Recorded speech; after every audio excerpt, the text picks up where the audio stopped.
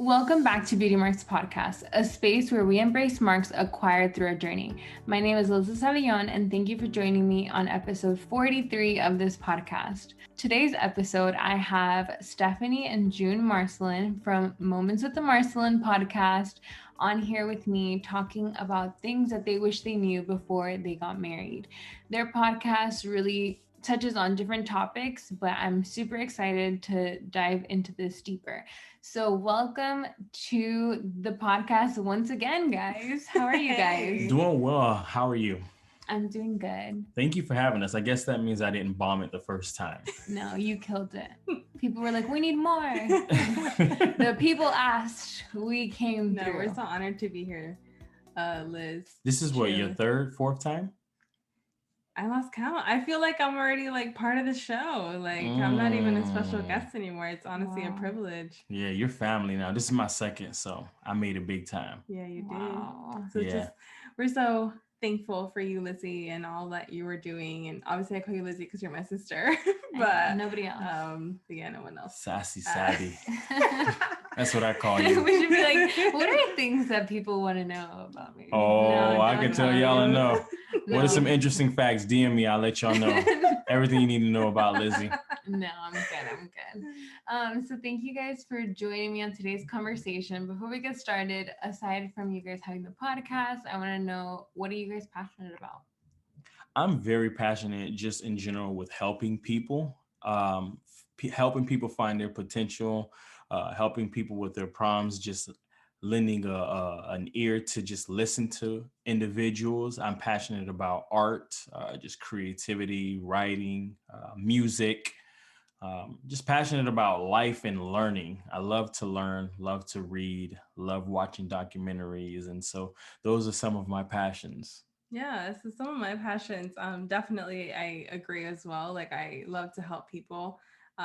When it comes to, we're also involved in ministries, especially with youth ministry. It's like, you really are a purpose partner. So you help people discover their purpose, or, especially students, stuff like that.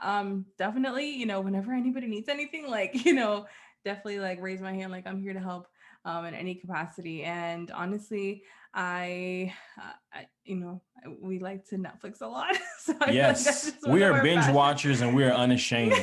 What are you currently watching? We definitely been watching, what's that show on? Is it Disney Plus or HBO Max? Disney Plus, Winter Soldier and The Falcon. Oh, yeah, I haven't started that really? yet. So good. Yeah. Really good. So we're like watching that like every Friday diligently. And then we finished WandaVision. WandaVision was really good. Yeah, it was really good. He didn't like it the first 2 episodes. He was just like, why are you? I felt like I was watching an episode of I Love Lucy. That's why. Yeah. But it picked up. And then other really Netflix good. shows that we'll keep undisclosed, or we won't disclose because you might judge our lives. Yeah. You might take my pastoral credentials, and we don't want that. What are you watching? What kind of genre are y'all watching on here? Yeah. Well, that Casa de Papel, Oh, that was one of the shows that's a guilty pleasure. I love that show. The new season came out, but I don't see it. I don't see it. No, we it comes out. Looking for it. No. It comes out in a couple days. Oh, I don't know when this recording is going to go out, but it comes out soon. Yeah. Okay, gotcha. Another one was like Ozark. Yeah. That was like a really good just series. like drug dealing. I just finished Who Killed Sarah. That was a good one. Yeah. It was very intense. So discretion, your discretion is advised. It's very, and heart discretion. I watched it right before I went to sleep. It was a little rough. Yeah, don't watch it before you go to sleep. But back to the show, back to Beauty Marks Podcast. So on today's conversation, I wanted you guys to come on here to talk about your relationship story, and just kind of like how that has shaped to you guys being married. You guys have been married now for 5 years, right? Going on 5 years. Yeah. Going on 5 years. So it's like things that you guys wished you would have known. So the first question I had for you guys was, what is your relationship history? So like, Steph, did you have boyfriends before? And then Jun, I want to know about your history. The tea. So yes, I dated previously before meeting Mr. Marcelin over here. I also dated, I had a lot of long-term relationships. So I would date someone for like 2-3 years. Like I didn't have like a lot of like little relationships. So all my relationships were like really serious and, a lot of issues. And things on both ends, just because maybe you were young and, you were unhealthy or just emotionally unhealthy. And there was trauma already in my childhood and like my teen years, that then kind of like stepping into a relationship kind of like escalated all of those different things, because I wanted this person in my teens or my early 20s to be this savior that they were never designed to be. But again, I was looking for some type of healing that I thought would come from a relationship. I was looking for some type of stability in the relationships, because again, life was just a little crazy growing up. So I did date before. None of my relationships were Christian, so I didn't have like they never ended well. I'll just say that they were just bad relationships. They were like, would you consider all your relationships toxic relationships, or did you have like healthy in the midst of, I mean, because you can still know how to have a good relationship? Yeah. No, I think they were all toxic. Yeah, they were all toxic relationships. Good answer, How baby. did you Good know? answer. How did you know that they were toxic though? I didn't know about it in this moment. Looking at it now with what I know, they were very toxic. I was very codependent in relationships. Again, I had this desire for a messianic complex. I wanted them to save me and give me this stability, and for me to find myself in this relationship when I lost myself in every relationship that I was in. So you like became that I person? became the person. Yeah. And so I wanted to be loved and accepted. And the only way that could happen in my own mind was being more like them and then losing myself within that. So yeah, so looking at it now, I knew it was toxic, but being in it at the moment, like I was like, what's wrong with this relationship? Like we need to make this work. So yeah. That's real. How about you, June? So what's your history? Does high school count? Yes, I think they do.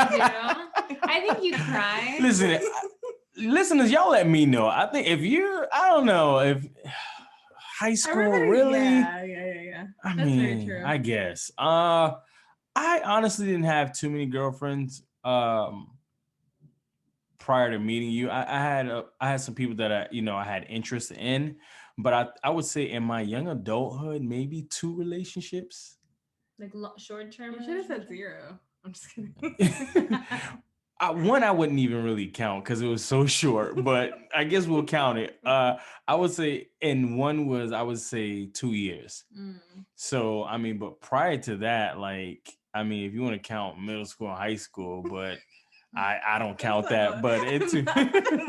Well, if you're in middle school, don't date. But yeah, I didn't have too many serious relationships. I think in my 20s, like one of the things that I was looking for so early on, turning my life over to Jesus completely at 18 was marriage. And that was just something that I was just kind of chasing, because it was just like, okay, once I get this, my life is complete. And so, like a lot of you, I had dreams that by 22 I would be married, by 25 I'd have kids, and I'd be this millionaire and everything would be just right. And then this thing called life happens. And so but prior to us dating, I would say maybe 2 relationships, and not too serious.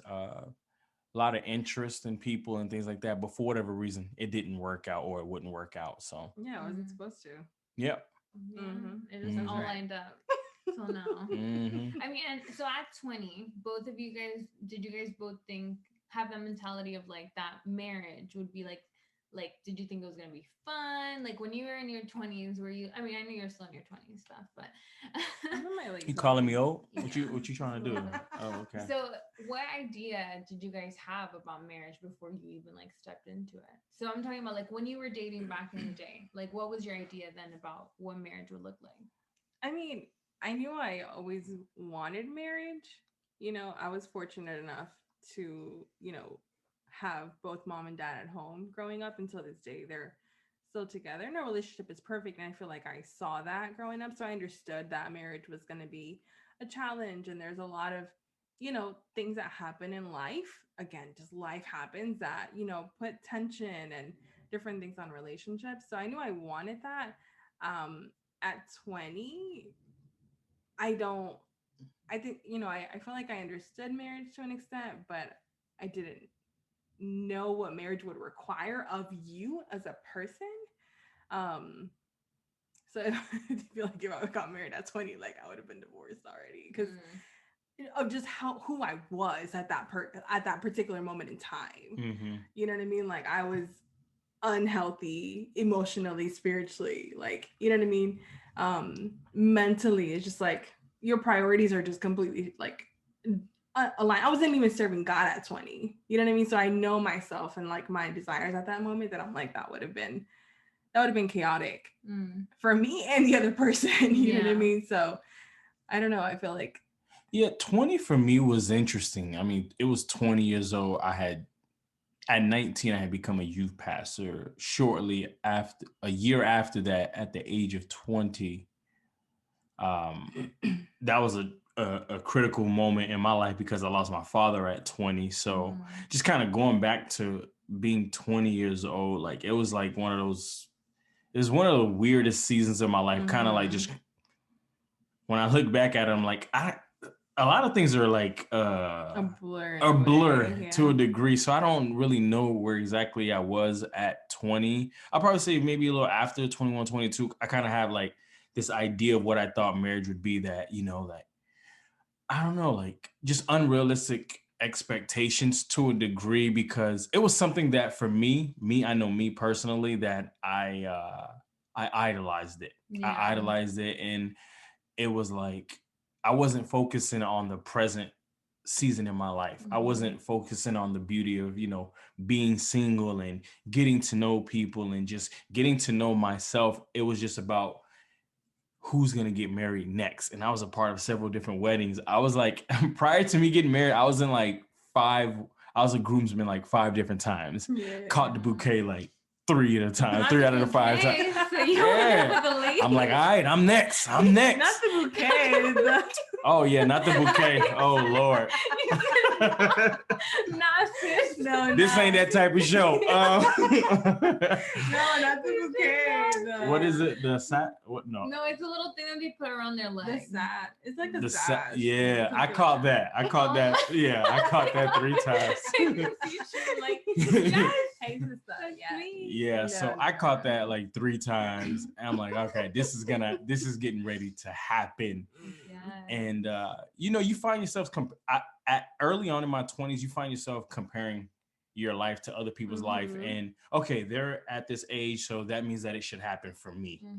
And I think I quickly learned that everyone's journey and everyone's walk is different, and that was a hard pill to swallow, but a lesson definitely that I had to learn. So that's kind of where I was at in my mentality around 20 years old. Yeah. I think it was just like we were in different phases of life. Like literally 20, 21, like I was out in the clubs. Like you didn't want commitment. You know what I mean? Like you were just doing life. And so you're comparing yourself to like, you know what I mean, other people that are like doing the same things that you are. Yeah. And so at that moment, again, I wanted it, and but it wasn't like I wasn't looking for that at that moment. Yeah. My priorities were just different. Of course. Everybody's different. Where were you at 20? I think, at 20. Putting you on the spot. At 20, I thought I was going to get married. Like, I thought by 2021, I was going to be married. Like, and even on, like, all my close friends at the time, they're like, you most likely are going to be the one that gets married, like, the youngest, you know? Like, I feel like I saw that for myself. Like, but I definitely feel like my idea of marriage was, like, you're going to like live together, be best friends, like all the time together, like just a very immature, like what really meant. Like, I feel like I was just so excited for the day of the marriage, the honeymoon, being around the person all the time. Yeah. But I don't think that I even knew a little bit of the responsibility of emotionally being available, the kind of like not being codependent, because I was very codependent at 21. I definitely feel like I was codependent, and just kind of like not emotionally being stable, so like with my mental health and just like me as a person, I was still trying to figure out myself. So I don't know how that would have worked out. I mean, I have said in the previous episode, I'm like, maybe I would have been divorced by now, but I feel like it's also like I think that there's some paths that you just have to kind of work through, and if you're willing to work through those things, sometimes it's just a harder route. Yeah. You know? Yeah, very true. So, Very true. so yeah, but I mean, what are things, so like when you guys met, both of you guys, where were you guys at in your life? And what are things did you guys prepare for marriage? Like, Yeah, so when we met, 2012, 2013. yeah, I think it was summer of 2013. 2013, or around there. Um, Summer of 2013, I had literally, I was like 25, I was 25, 20, yeah, I was, no, 21. you were like I was 21. 21, 22. I had literally like came back to Jesus. Um, and I was on like a road to recovery. Not only like, spiritually, but also like physically, because I had recently got into the accident into like that changed my life forever. February of 2013. So we met that summer. So it was about 4 or 5 months after my accident at church. Um, and I was just like so involved with like church and just like what God had literally just saved me from. And like, you know what I mean? Him just like reminding me and confirming his call over my life, which I already knew. I just had drifted away. And, I was kind of like finding that again. And, I was just so passionate to tell people about like what God had done in my life. And so we kind of met like at that point. And this is where I, began to kind of like turn my life around. So you guys started talking in 2014, right? Like it was like the year yeah, we met in 2013. We didn't, and then we had like classes together with school, and then like different things like that, and then we would go to the same services, and stuff like that. So we like saw each other, but it honestly was just like mutual friendship at the beginning. It was like, you know what I mean? We like knew each other. We would go hang out with different groups and people, but for us to like really then start talking and was like, well, hey, you're kind of cool. You know what I mean? Like, you're kind of cute, whatever. That was like later on in 2014. He's like, doing a little dance right now. But I feel silly right now. that was like in 2014. So in 2014, like, I felt like at 2014, I started actually going to like counseling for a lot of the stuff that I had like gone through in my life. So I feel like I was in a much better place when originally like met you. I was like, in that restoration process of life. Where were you at? What was that like? When we first met, I was it was a rough season when we first met. I was going through some things in my personal life. Just in a season where I was just kind of, I was getting the realization at 25 years old that June, you can't live to be accepted by others. You have to live for you. And so part of that journey at the time when we first met was just kind of discovering the importance of, my emotional well-being, my spiritual well-being, my mental well-being, because growing up in church, often sometimes the theology was, well, you just pray things away. And so at this age and this time, I'm starting to kind of get introduced to counseling and going to therapy for different things like that. And so, like you said, we were kind of like acquaintances at that time, just like in passing and things like that. But around 2013, 2014, those were some challenging years, to say the least. But I'm thankful for those years. I'm definitely thankful for those years because they helped shape and mold me. So, but I don't think, at least in that time, 2013, I was really thinking about a relationship. No, but when you guys got together, where were you at emotionally? So that would be like then officially like 2015. 2015, I would say I was definitely in a better place. I was definitely in a better place. I had just come out of a difficult, challenging season where I had learned a lot, where I just kind of found more out, not only because oftentimes when you spend time with God, like you're asking to learn more about God, but sometimes it's good to ask God to reveal about yourself too. So at 25 or 26 at that time, 2015, is I was learning a lot more about myself and things that I had dealt with in my past and things that I had gone through, and why certain things, why I had certain tendencies, or why did certain things trigger me and just kind of discovering more about myself. And so all that is just, that was the beginning of just kind of like unraveling and unpacking those things. And so Mhm. it's like this new discovery. And so, okay, this connects to this, and just kind of family upbringing and things like Mhm. that. And it was just a year of just kind of like discovery. I would say, Yeah. yeah, it was a year of discovery for Yeah. sure. Yeah, absolutely. I think by that time, when we like, were, I guess, officially together, I had already kind of, started, walk through that journey of healing, you know what I mean, from things in my past and, physically because of my accident. And again, I was still in this like, I guess discovery period too, where it's just like, you're now in tune with with the innermost parts of your life and yourself, and then allowing yourself to have more grace because now you know Mm-hmm. yourself more. And so I think we kind of met each other like around the same, you know what I mean? Like we were kind of in the same journey. Mm-hmm. You know what I mean? And so we were both like, serving God and at church. And of course, like you're working and stuff like that too. So we kind of like met at that crossroad. We were both like, walking along the same journey of healing and discovery and, restoration and all of that. And so, yeah, it was pretty cool. Do you guys feel like it's important to know each other's kind of like trauma and each other's kind of things that you've had to work through prior to being married? Yeah, I definitely do think so. But I also caution those who are in relationships, those who are single, aspiring for marriage, at your pace and whenever you're ready. Yeah. you know I think it was kind of important for us is when you felt comfortable, when you felt safe to Yeah. share some of those things.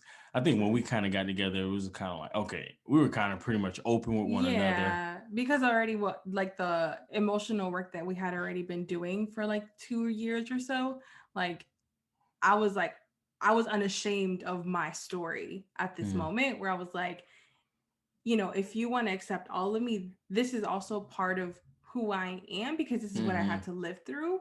And so you can have a better understanding of why I am the way that I am. And mm-hmm. obviously my hope is that these areas change, and I become again better, but this is where I am right now and this is why, so we kind of laid it all Yeah, all on the table. I think at the very beginning, yeah. I remember actually being at Chick-fil-A and actually having this conversation. Great things happen at I Chick-fil-A. know. Always. We were literally having the conversation just like, all right, what was this like and whatever. And I was just Hmm. unashamed. And so same with you. You were kind of like sharing that. But I do want to add to adding to what you were saying. I think it's important for whoever in their relationship, or again, if you're single and getting to know someone or whatever, it's like don't ask questions that you're not ready for the answer for. Hmm. Because and this was and I Hmm. remember you told me this Yeah, yeah. because I was like, I want to know more about you. And again, it's not a bad desire. Like, Hmm. you want to Hmm. know more about the person that you're getting to know. But there could be things that you think you want to know, but then when they tell you, you really wish you didn't know. Yeah. Like, Mhm.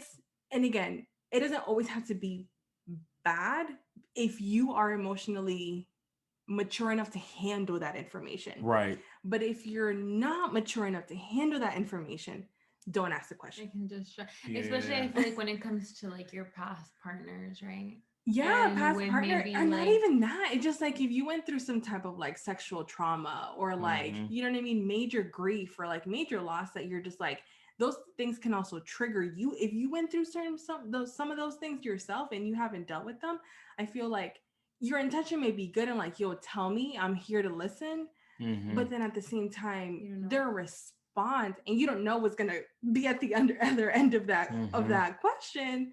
So you may not be emotionally ready Yeah. at that moment. Let's just say at that moment to Mhm. receive that answer. That's what Maybe I was later gonna down the touch line, it on might. Yeah. because I felt like we both were open with each other, but even for me to an extent, because I was not used to being open with anyone Mm-hmm. to that Very level, true. to have that level of vulnerability, because, you know, I kind of grew up with the mindset, well, you just kind of deal with things. You don't open up too much. You don't want to be too vulnerable. And so, and, with everyone, like, you can know a little bit, but to an extent, Yeah. because there are certain things that I dealt with that I carried shame, I carried guilt. Mm-hmm. And so when you carry those things, you don't want to share that. You have this persona that you would want, or this presentation that you would want everyone to see you at and believe you at, because if you know anything more than this, then you would see me differently. And you would think that I'm an imposter. Exactly. And Mhm. I'm not enough. Right. And so there are certain things that I kept because I wanted to keep a certain presentation. And I feel like a lot of people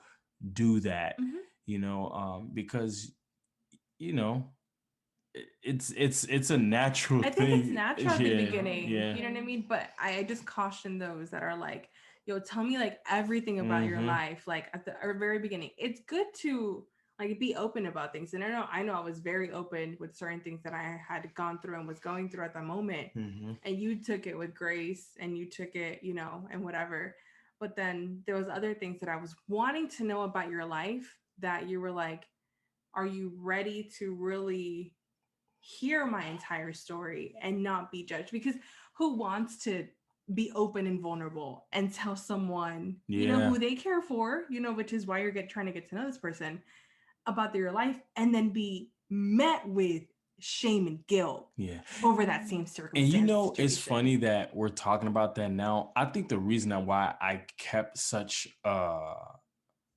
Good. a guard up, it was because of the previous season I had just come out of, Yeah, where some of very those true. things were kind of revealed, and I was shamed and guilty for that.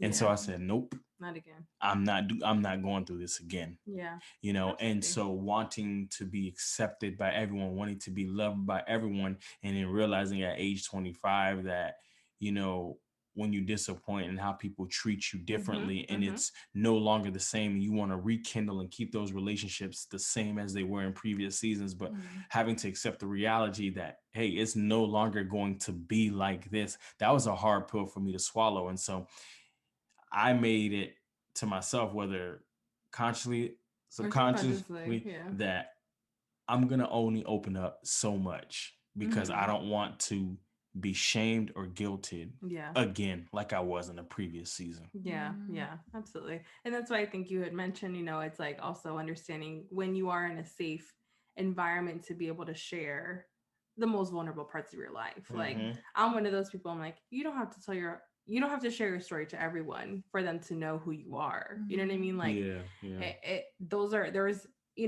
there's very tender areas in our lives that I think that should be kept for, certain people. Yeah.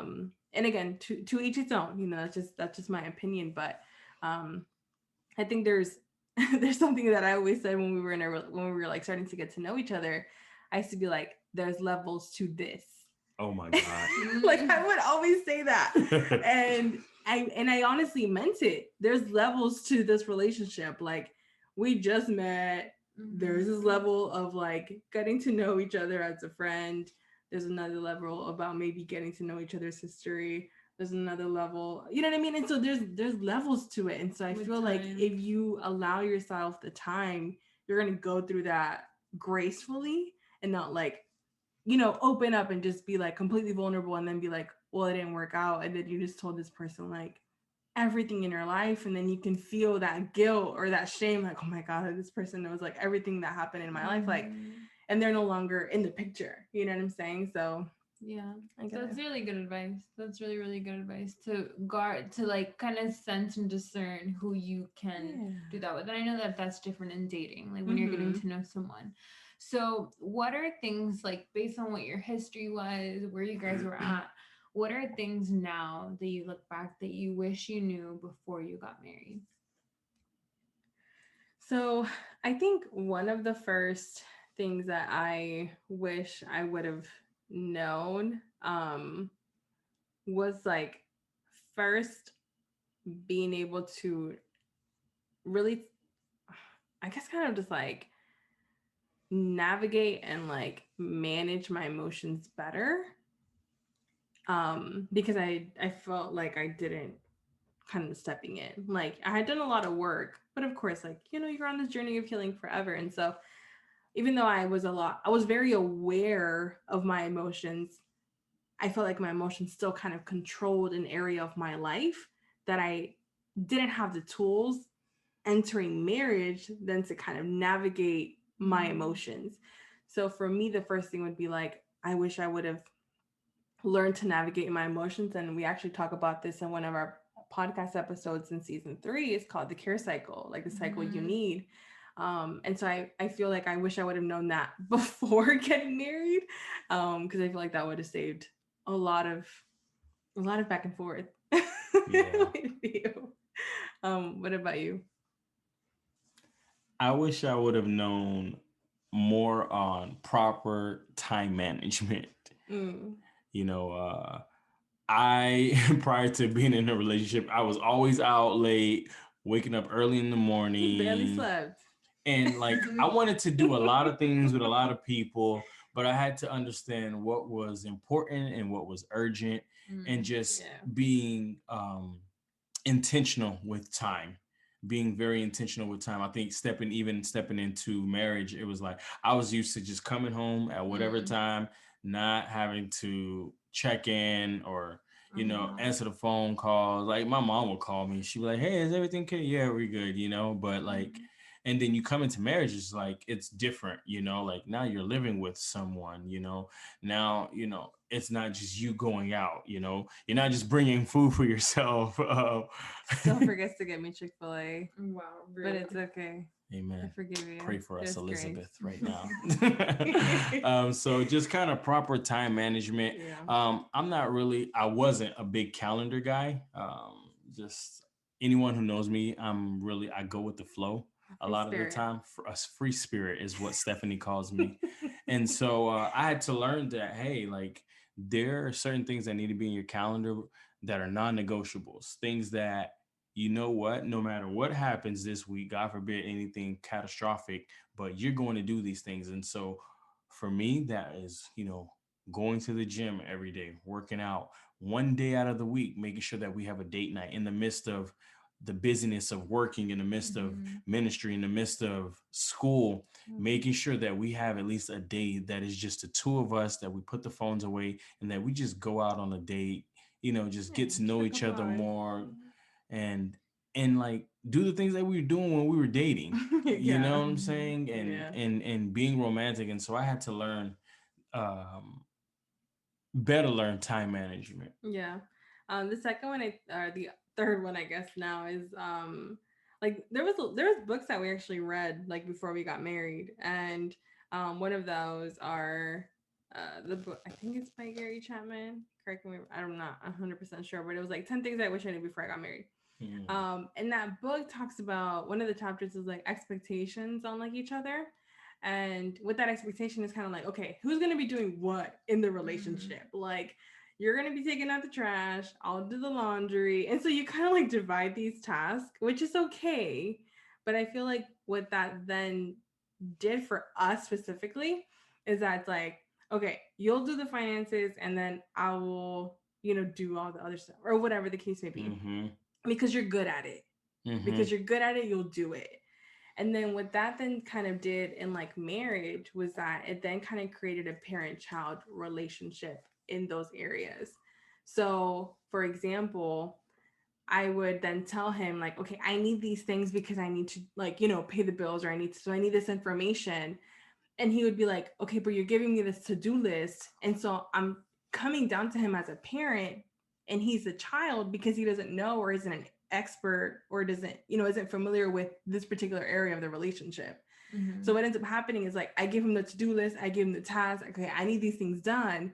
But what really should happen is not necessarily, the expectation like, okay, you'll take care of this and I'll take care of this in the relationship. But it's like, even though it may not be your strong suit, it doesn't always have to remain a weak area in your life. So let us teach each other on those areas that we are weak. So then we're both at the same level and are able to lead from that same position. So then here I am, I'm a little bit more organized. So I'm like, okay, here's what we need. And I'll give him the to-do list and I'll give him the list. It's like, why are you momming me? I'm like, I'm not momming you. I'm just, telling you what we need to be done. But he doesn't understand because he's not familiar with this. So instead of me just taking on the task, like, okay, I got this. No, let me teach you how to kind of do this. So So that you can they're step up too. Like I've exactly. heard that in other couples that have told me, it's like kind of like when maybe life gets busy, like the schedule, because of life changes. shifts, Yep. then that person kind of like, that's the frustration, because if that person doesn't step up, then you're gonna have a dirty house. You're gonna have like who's doing the groceries, like, you know what I mean? Because it's like how you said, it's like it's been put on one person. Right, So I right. like that of what you said. It's kind of like that you guys are both kind of on the same page of like, Right. where can we, like, yes, that might be something that you already know, but like let's both kind of have certain things down and communicate that. Correct. Yeah, it's Correct. important to bring that person up to the same level. Um, Yeah. and vice versa. Like, because God forbid something happens to you, I should be definitely aware of that. So that was definitely something that we had to learn. I think something else is that there is no I in team. There is no I in team. You hear this all the time, but I didn't realize, going into marriage, how selfish I was to a degree. And so understanding that we were on the same team, Yeah. and I love the acronyms for team, together, everyone achieves more. Mhm. And so there'd be moments where we would kind of disagree on certain things, and we had to remind each other, hey, I'm on your team, right? I only want the best for you. I think we both wanted the same thing. We're just going about it differently. Yeah. We're both, gifted in certain areas. And so how Stephanie goes about something may not necessarily be how I go about it, but like not chastising each other for it, but understanding, hey, we do want the same thing. Let's work together, And if we can't, let's try to meet somewhere in the middle. And if we can't, you know, get to A middle ground a middle with ground ourselves. with ourselves, we put it on pause and we come back to it. We come back to it and we do those steps again to just try to, come to an agreement. Yeah, or even we get like mentors involved. You know what I mean? Like if it's really like Yeah. a big situation, like we'll ask like, people that we go to it just like, hey, what are your thoughts on this? Like we're kind of stuck in this. And in the multitude of counsel, there was wisdom. So sometimes like, you're not alone in this relationship. So just kind of like, being able to do that together for your relationship to win, because the whole, there's no I in team. It's like you have to keep in mind that if my if my person loses, or you know what I mean, then I lose too. Yeah. Like why am I gonna win an argument and lose a person? So just like, there is no loser kind of like mentality, you know it's like, how can we both win in this situation? And there's one thing that I've always like shared with people is kind of like, there is certain like convictions that are like rock solid, like you know what I mean, that's your foundation, which should be the convictions that you build your relationship upon. So there shouldn't be an issue with the convictions or your core values in a relationship. But then there's other things in life that are honestly you can come to a middle ground with. So it's like, is that more important than the person that I'm with? Yeah. Or can I negotiate on that and then still win with my person? You know what I mean? Because you're a gift, So just kind of like, life is already hard enough. Why am I going to make my relationship even more difficult? Yeah. Or even more challenging? It's like picking your battles all the time. Yeah. Mm-hmm. It's like, what battle are you willing to die on? Like, die for it. Like, because you're with this person and you're like living, and like you're like, you want, like how you said, you want the best for them. Like it's not like if your intentions are, but sometimes you just don't know how to either communicate what you're saying. You don't know how to, like some people aren't in touch with their emotions of like what that made them feel. Yeah. So then they feel like defensive, and like you guys have heard of the 4 horsemen in communication. So that's like stonewalling, getting defensive, being like so like all those things kind of like can stop you from having that good communication with someone else. Yeah. What's something else that you guys wish you would have known, June? I think not necessarily that I wish I would have learned, but something that marriage has taught me is just, as crazy as this really sounds, because you can say your vows at the altar, but it's not, there's certain, you can read books, you could study, and I'm not saying that you shouldn't do those things, because I'm a big supporter of reading, Mm-hmm. learning. We got premarital counseling. We did all the things. There's certain things that you literally just have to experience, and so marriage experience is just unconditional love, Yeah. loving you even at understanding that love is a choice. You may not always Mm-hmm. feel it. Yeah. You may not always feel the butterflies, which is why, even in our previous conversation, Lizzie, that, a lot of the times, what society portrays on television, we look at that and we're like, that is what I want, or that is how it should be. And it's really just this false illusion. And so, you're living with this person, and you're coming from two different walks of life. You're coming from two different backgrounds and value systems, and there's similarities, but there's some things that are different, Very different. very Mm-hmm. different culturally, things like Yeah. that. And so loving Stephanie even at her worst. And I remember one time, even prior to getting married, we had a conversation. I don't know if you I remember, do. where he's like, what if I don't I was change? yeah, that was a very emotional conversation. Yeah, can you say what you said? Yeah, so I was going through like this, this healing journey just emotionally with a therapist, and there was things that I just felt like I was having a hard time overcoming. And one of those things was my anger. So I was very angry and I couldn't control this anger. And anger is a secondary emotion to hurt. So I was having a hard time dealing with the hurt, and then my first response would be just anger. And then I would because I was so angry, I didn't know how to express it or kind of go through that, and I would then withdraw and stonewall and all this kind of stuff. So I was so frustrated with myself, and I was like, I'm putting you through all this kind of stuff. And trust me, I know you have things you got to deal with too, but this is really affecting me and like affecting us. And I was like, and I literally asked you, I was like, I'm not I can't guarantee you change. So even if I don't change, like, would you still love me and accept me? Like, I want to. I told her, like, the desire is there and I'm willing to do the work. But what Mm-hmm. if I don't? Because I was just so frustrated with myself, and like I was trying to do all the tools and the, read all the books, but it wasn't, there was just a lot of hurt that I wanted to be like, in my, again, my mind would tell me I should be over this already, but my heart was still not. Mm-hmm. And I know this now, Mm-hmm. but back then I Mm-hmm. didn't know that.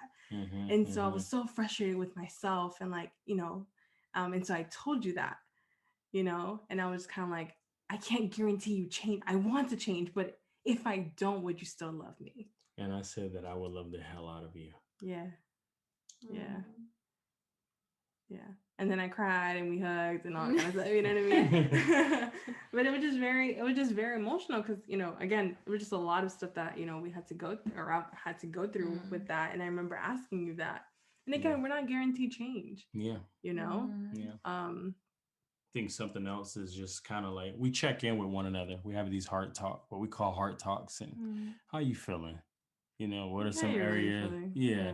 What are some areas that I can help you with? What are some areas that I can improve in, and vice versa? And so we definitely check in with each other Yeah. periodically to just make sure everything's good. Because I remember one of the early times where we were just kind of going through it. Like I was under the impression everything was going great, It and you was on a wasn't. completely different frequency. Guys and girls just differently. Yeah, we're just Think different. different. Just that's just how it is. And so check in with your significant other. So yeah, we definitely check in on a regular basis just to make sure that everything is good. So Yeah. That's awesome. I mean, I'm glad I see how you guys have like evolved in your relationship, and there's some things that like you guys have shared on your podcast that you guys have had to work through, that you guys have shared from like the first year. And so to see where you guys are at now, and even like with you, so I tell you that all the time, that like I see that area that for you was so hard to like overcome. Like now I'm like, you're like a whole different person. Like you're so, but that's such like I'm telling you that because like I see how like you really like, when did that happen? That was like through the process that you went through, but like it's kind of like until when you guys got married, you were still dealing with that. Yeah. And there's some stuff that you are still dealing Yeah, with, absolutely. even when you're married. Like, it doesn't go away. Absolutely. And that's something that even for myself, I try to remind myself that, like, even if the work that I'm working through right now, that I'm preparing for, like, myself, but also for my future partner, because I desire to be married. And I'm like, but I know that there's some areas that are still kind of going to linger in, even when I do get married, because I'm not going to be perfect. Mhm. Like, no one's perfect, you know? Mhm. So, but at the same time, it's kind of like how you said, it's like someone unconditionally loving you, you also being aware of that area, Yeah. and then kind of working. Yeah. And to kind of go with that, I think we need to give each other grace. Give each other grace and give ourselves grace. Mhm. Absolutely. Absolutely. You know, we're too hard on ourselves. Mm-hmm. We're too hard on ourselves. We're critiquing ourselves. We're comparing ourselves. And it's like, give yourself grace. Yeah. You may not ideally be where you want to be, but you're definitely better off than you were yesterday. And so give yourself grace and Mm-hmm. celebrate the minor victories, celebrate Mhm. the progress that has taken place, you know. Yeah. Give yourself grace. I would Yeah. definitely say that. Whether you're single, in a relationship, it's complicated, married, give yourself grace and give each other grace. Yeah. Absolutely.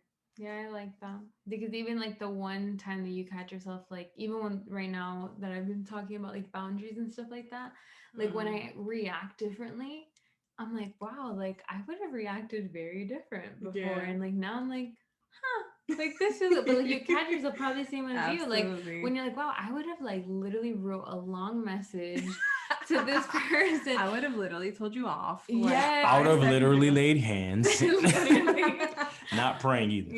Yeah. Yeah. Yeah, like, but then you're like, you Mhm. know, like, Yeah. no, I like either didn't, you know, like I just didn't react. And Yes. so that was Yeah, good. you So, respond differently. yes. Yeah, because you're aware of what's going on. And so I feel like, you know, within all of that is, you know, definitely allowing yourself to have grace and giving grace to the person that you're with. Like, Yeah. you know, and if, you know, and there's no relationship that's perfect, you know, like there's no relationship that's perfect. And that's also one of the pressures of, you know, our society today is like, you know, you can easily quote unquote compare, you know what I mean, your you know, your life, your relationship to the perceived perfection of someone else. Yeah. You know, and again, it's you know, it's been edited, it's been altered, it's been changed, and you know, it's not real. You know, people can always put up a front, and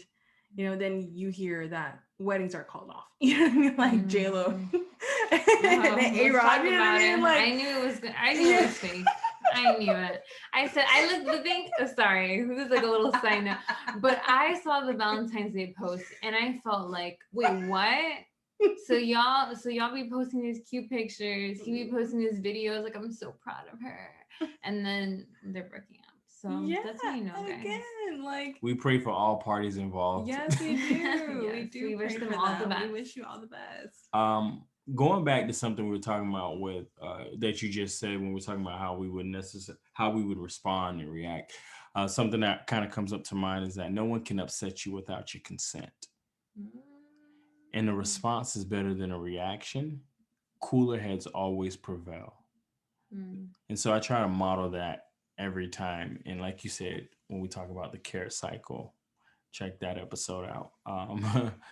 And, you know, we have control over our feelings, but sometimes we allow our feelings to control us. And I think if you're in a relationship, single or married, understanding that you have control over how you feel. So thank you guys so much for being a part of this week's episode. And I know this week I'm on your podcast. I know. It's going to be so awesome. Stay tuned for that. Yes. Go check that out. But thank you guys so much. Where can they reach you, contact you, check out the podcast? Yeah, absolutely. So you can find Moments with the Marcelins podcast on all streaming platforms. Marcelins. It'll be also in the link. Yeah. We also have a YouTube channel, The Marcelins. So go ahead and find us, subscribe to the channel. And we also drop live episodes every Wednesday. So you can check us out there as well. Awesome. Yes. We're also on Instagram, Twitter, Facebook, Jun Marcelin, Stephanie Marcelin. Marcelin. Steph Marcelin. Oh, my bad. So yeah. Well, thank you guys again. And thank you guys for tuning into this week's episode. I hope you enjoyed it, got some things out of it, no matter what season of life you're in, and really just enjoyed this family chat too. So I will see you guys in next week's episode. Make sure to subscribe to this podcast and follow me at Elizabeth Savvy. Have a great week. Beauty marks.